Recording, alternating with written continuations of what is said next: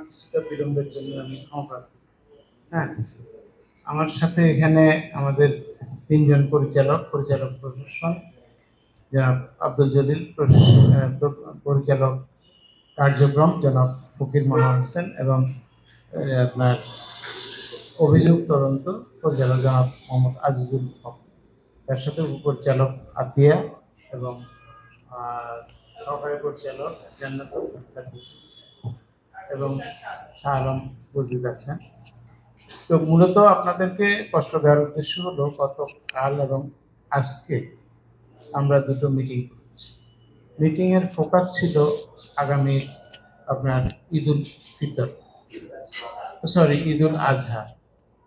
এর আগে আপনাদের সহযোগিতায় সবার এতে আমরা ঈদুল ফিতরটা অত্যন্ত সন্তোষজনকভাবে উদযাপন করতে পেরেছি এবং মিডিয়ার রিপোর্টও আমাদেরকে প্রশংসা করেছে বা সমর্থন দিয়েছে, আমরা ধন্যবাদ জানাই।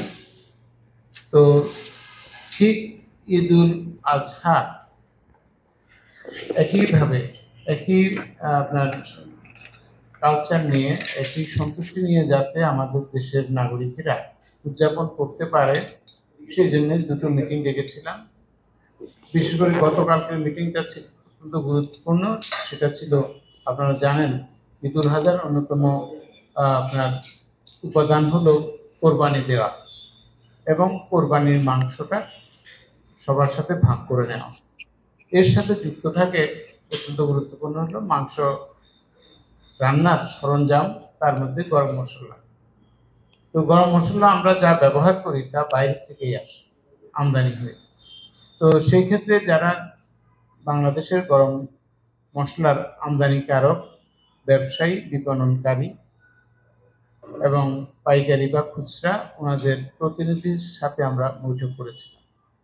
তাতে করে প্রথমত একটা তথ্য আমরা পেয়েছি যে এবার বাংলাদেশে গরম মশলার আপনার বিভিন্ন উপাদানের পর্যাপ্ততা আছে, সাপ্লাই এবং পাইপলাইনে যেটা আছে তাতে করে আমাদের এখানে কোনো অভাব হবে না বলে আমরা আশ্বাস দিয়েছি। মূল্যের ক্ষেত্রেও আপনার পর্যাপ্ত আছে, গতবারের তুলনায় সন্তোষজনক বলেছেন, দু এক জায়গায় কমও হয়েছে। দু একটা পণ্যের আপাতত বেশি মনে হলো, তার আমদানি পণ্য মূল্য বেশি, যেমন এলাচ এবং ইত্যাদি। তো ওভারঅল আমরা বলতে পারি যে এবার আগামী ঈদুল আজহাটা আমাদের দেশের নাগরিকরা অত্যন্ত আনন্দের সাথে যাতে পালন করতে পারে সে বিষয়ে আমরা তৎপর আছি। ওনাদের সাথে বৈঠক করেছি, ওনারাও আমাদেরকে আশ্বাস দিয়েছেন। ওনাদের উপর বিশ্বাস করতে চাই যে বাজারে কোনো পণ্যের অভাব হবে না এবং মূল্যের ক্ষেত্রেও মানুষ প্রতারণা বা কোনো হয়রানির শিকার হবে না।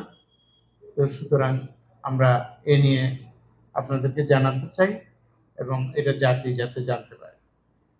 আজকের মিটিং এর বিষয়টা অন্যতম বিষয় আলু এবং কোল্ড স্টোরেজ।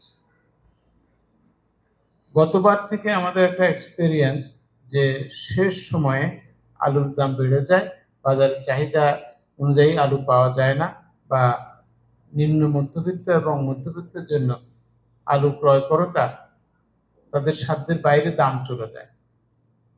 তো সেই নিরিখে এবছর যাতে তা না হয়, ওনাদের সাথে আমরা মত বিনিময় করে বাস্তবতা জানার চেষ্টা করেছি।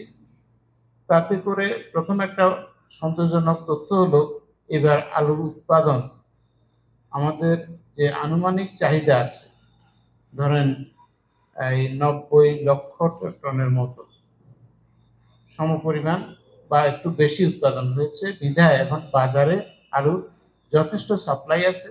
এমনকি অনেক ক্ষেত্রে আমাদের এটাও তথ্য শুনি যে কৃষকরা পর্যাপ্ত আলুর মূল্য পাচ্ছে না।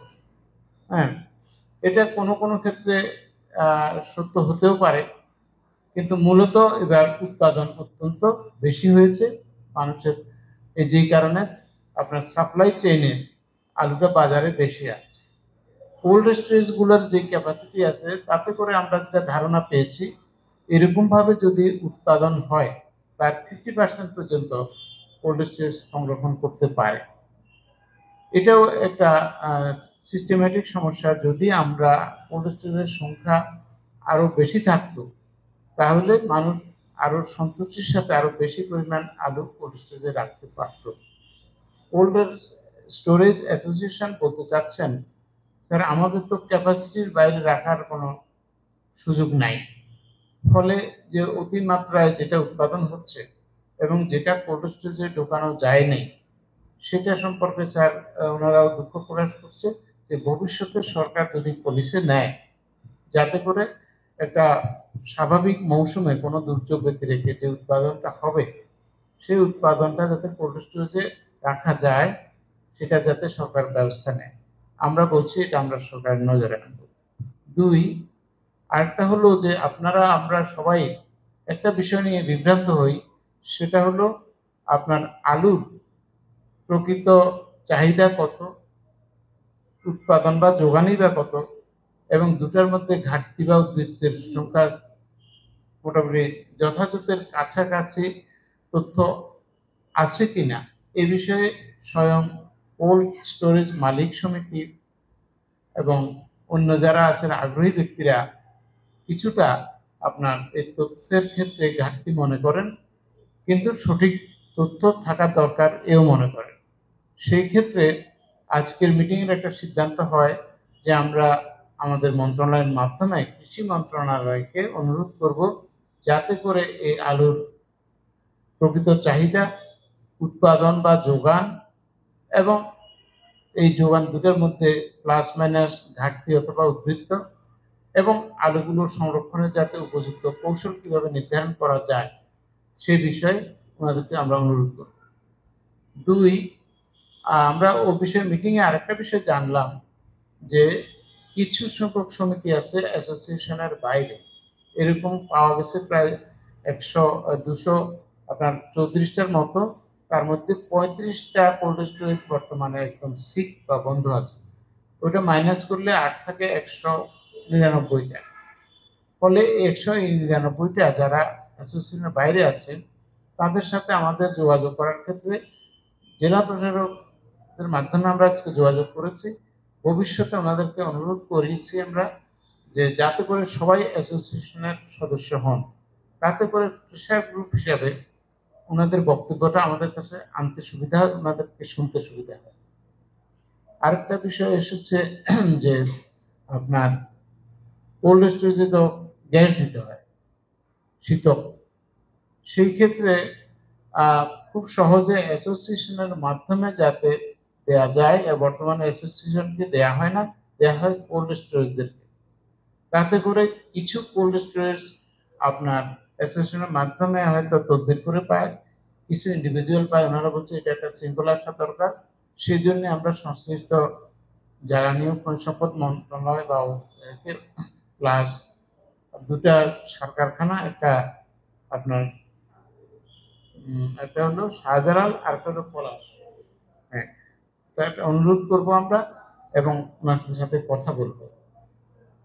তিন হলো যে সারা বছর যাতে আপনার আলু সমানভাবে বাজারজাত হয়, বিপণন হয়, কোল্ড স্টোরেজ কর্তৃপক্ষ এবং সমিতি আমাদেরকে সহায়তা করার আশ্বাস দিয়েছে।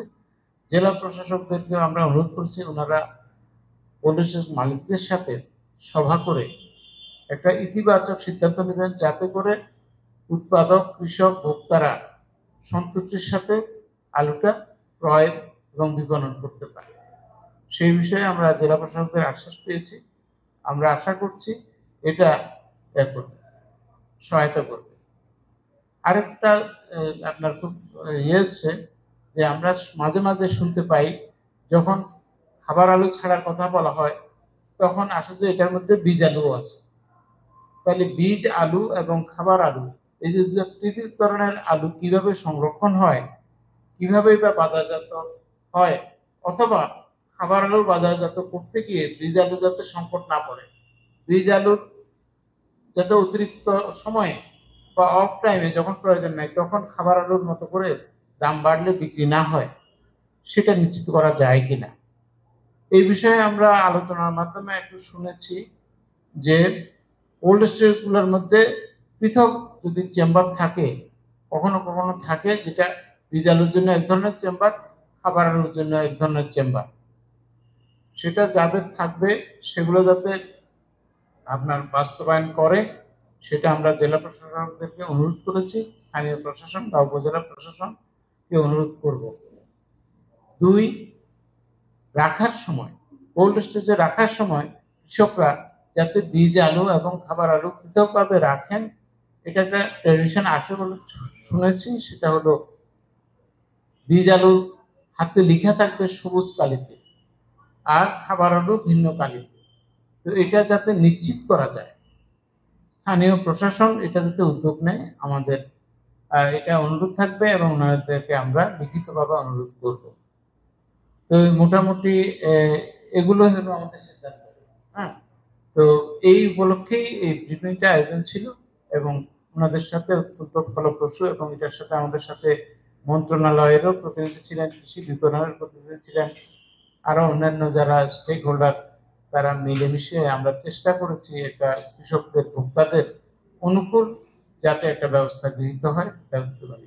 এই হলো যে আমার ব্রিফিং। সবাইকে ধন্যবাদ।